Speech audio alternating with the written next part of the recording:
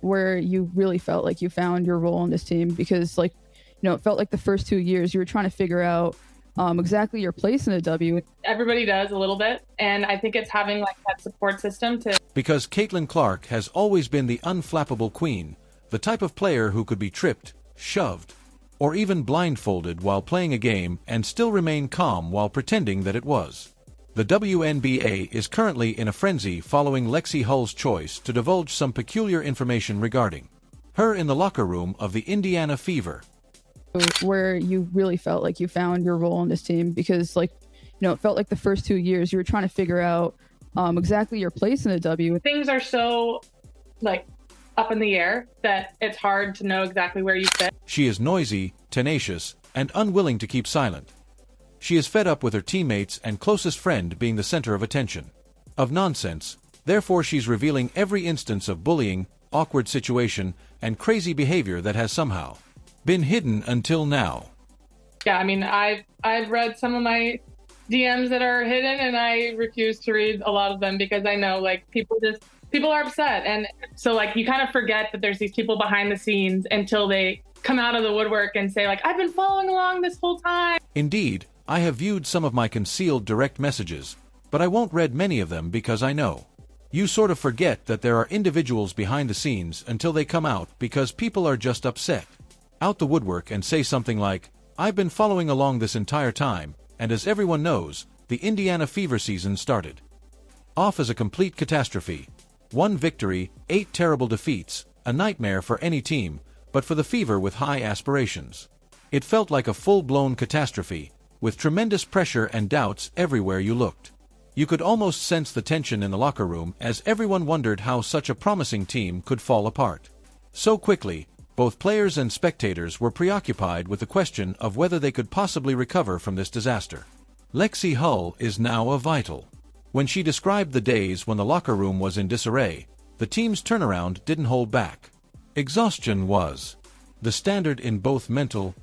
Additionally, because players are always on edge and on the verge of breaking, despite the tension, there was a subliminal sense that they were superior to what their evidence demonstrated that it was a gut-level belief concealed beneath layers of dissatisfaction rather than naive optimism. This season, all of our shots, threes going up, fans are out of their seats and expecting it to go in. So that just feels so good to feel the confidence. Every loss was a brutal punch, and the team was in mental distress after Hull disclosed what transpired behind closed doors. Players started to wonder if their strategies were ridiculous, if they belonged in the league, and if their roles even made sense. They were barely hanging on because of the intense strain, and several players were wondering if continuing was worthwhile. The participants never betrayed one another, which is astonishing. They stayed together even though it would have been simpler to let their annoyance to split them apart. The following in the spotlight is great, and it's a huge deal for the WNBA and women's sports, but at the end of the day, our job is to perform. We've seen just such a growth year after year. So, it's been so fun. The fans in Indiana have been amazing. So just excited to... Because of their unwavering resolve, they took the difficult decision to trust one another and refrain from blaming one another. That defied logic, unity, and a determination to give up laid the groundwork for the unexpected comeback that demonstrated just how far. When they banded together, they were able to overcome chaos, and the Indiana Fever's voyage took a dramatic turn after that. When Caitlin Clark announced her intention to enter the WNBA draft that day, fans who had already. When the illness struck, everyone on the college courts lost their heads. Social media abruptly shifted from hardly mentioning the Fever to a full-fledged. Fever sparked a flurry of Clark to the Fever pictures on Instagram, which are brimming with jubilation and fan art. And those previously awful preseason ticket sales did indeed soar as if they had. By the time Clark entered the Fever's facilities, the team had already been fired from a cannon. On April 10, 2012, at Gainbridge Fieldhouse, it was like a blockbuster movie premiere draft night. It wasn't just drawing attention. It was jam-packed with thousands of supporters who were going crazy just watching Clark be chosen on a screen. There had never been a more genuine Fever joke, and the atmosphere was humming as if someone had turned on a stadium-sized amplifier. Explosion. Realize that the start of the season isn't the biggest deal. It's how we finish and how we get better. And Really proud of just the resiliency of the group. Yeah, I think, she sees the game at a bigger scale, obviously with the platform that she's created for herself, and then that's transitioned to the game. But let's be clear about one thing, Clark's influence extended beyond her incredible three-point shooting and ability to control the game. Although she was already a human highlight reel, her enthusiasm for the team was what really made her stand out. When Clark came, there was a seismic shift that Lexie Hull could not stop talking about. Hull recalled the way Clark walked. It was like someone had plugged the whole team into a generator when she started her first practice. Abruptly. It wasn't just her talent that made everyone feel more alive. Everyone was laughing for minutes because of her sense of humor.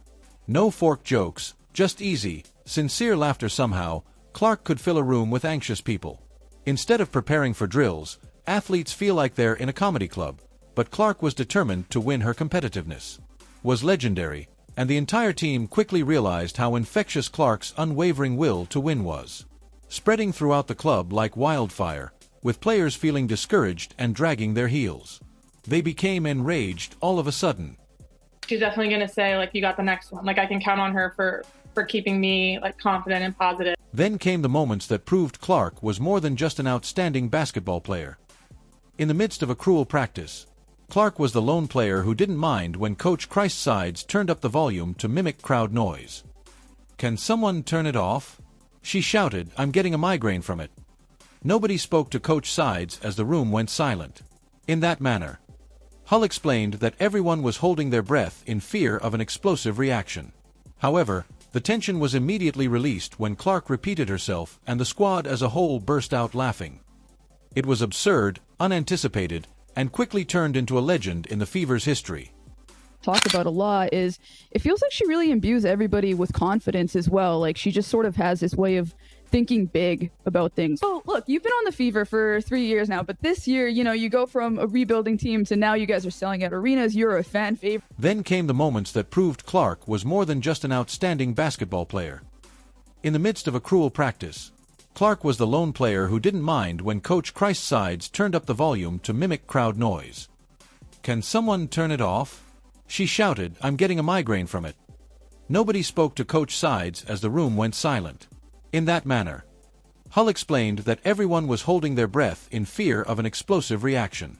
However, the tension was immediately released when Clark repeated herself and the squad as a whole burst out laughing. It was absurd, unanticipated, and quickly turned into a legend in the Fever's history. One pick, and once Caitlin declared, that kind of changed things, I think, for the city a little bit.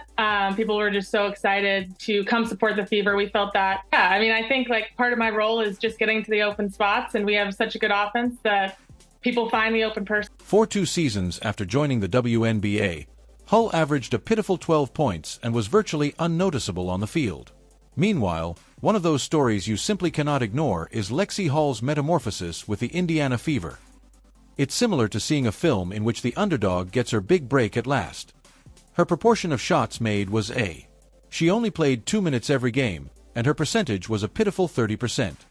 She won consecutive NCAA crowns while attending Stanford. But the transition to professional ball hit her like a freight train in 2021 and 2022. It was all hardship and no glory. However, Hull herself reported that something abruptly changed and that she felt as though she was dreaming. Desired to awaken from.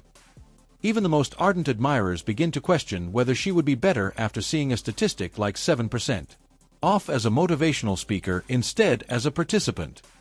The competitive aspect of it too. I think it's something you've talked about in the past too, that she's just kind of raised the competitiveness level. Guard on the other team, hitting open shots, being where I need to be, spreading the floor. Those are things that I can bring to any team. So those are the things that I focus. It wasn't just a tactic, it was sincere faith. And when someone like Clark, a true superstar, believes you can deliver, you begin. Hull was draining shots and playing with a degree of confidence all of a sudden. That caused everyone to question whether she was the same player who had previously been written off by supporters who didn't even know her name. Chanting at teammates, they were astounded to see Hull light up the court as if she would always fit in. Then there's Clark's well-known, Hull would engage in competitive combat with fire, which is almost horrifying. Make fun of Clark's inability to cope with losing a scrimmage. Once routine warm-up exercises became. Clark challenged herself and everyone around her in gladiatorial-style fights, and soon her obsession As victory spread, players were scrambling for rebounds and diving for loose balls as if their lives depended on it. The entire team was forced to step up every practice if they were in the finals. It was like a high-stakes battle.